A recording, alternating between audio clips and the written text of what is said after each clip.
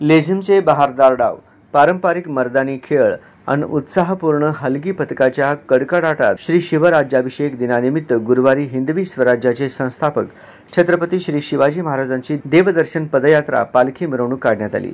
श्री शिवप्रतिष्ठान हिंदुस्थानचे संस्थापक गुरुवर्य श्री संभाजीराव भिडे गुरुजी यांच्या मार्गदर्शनाखाली श्री शिवराज्याभिषेक सोहळा समितीतर्फे या मिरवणुकीचे आयोजन करण्यात आले होते। ज्येष्ठ शुद्ध त्रयोदशी दिवशी पुण्यश्लोक छत्रपती श्री शिवाजी महाराजांचा राज्याभिषेक होऊन यंदा 350 वर्षे पूर्ण झाली। राज्याभिषेकानंतर छत्रपती श्री शिवाजी महाराज देवदर्शनासाठी बाहेर पडले होते।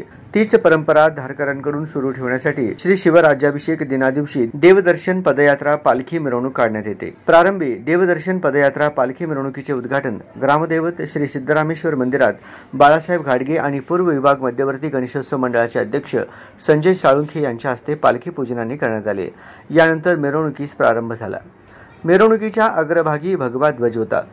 पांढरा शुभ्र गणवेश आणि वारकरी टोपी परिधान केलेल्या तरुणांनी ढोल ताशांच्या गजरात जय शिवरायचा जयघोष करीत अत्यंत उत्साहात लेझिमचे बहारदार डाव सादर केले। हे लेझिमचे डाव पाहण्यासाठी सोलापूरकरांनी मोठी गर्दी केली होती। तसेच करकंब येथील प्रसिद्ध असलेल्या प्रतिबिंब सामाजिक व सांस्कृतिक मंचाच्या सदस्यांनी लाठीकाठी, तलवारबाजी, दांडपट्टा अशी साहसी प्रात्यक्षिके सादर केले। या प्रात्यक्षिकांना सोलापूरकरांनी टाळ्यांच्या गजरात दाद दिली।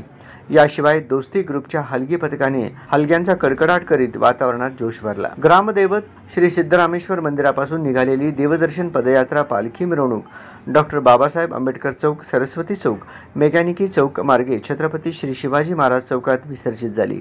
या मार्गावर असलेल्या श्री सिद्धरामेश्वर मंदिर, श्री गणेश मंदिर, श्री सरस्वती मंदिर, श्री दत्त मंदिर आणि श्री विठ्ठल रुक्मिणी मंदिरात जाऊन पालखी प्रदक्षिणा करण्यात आली।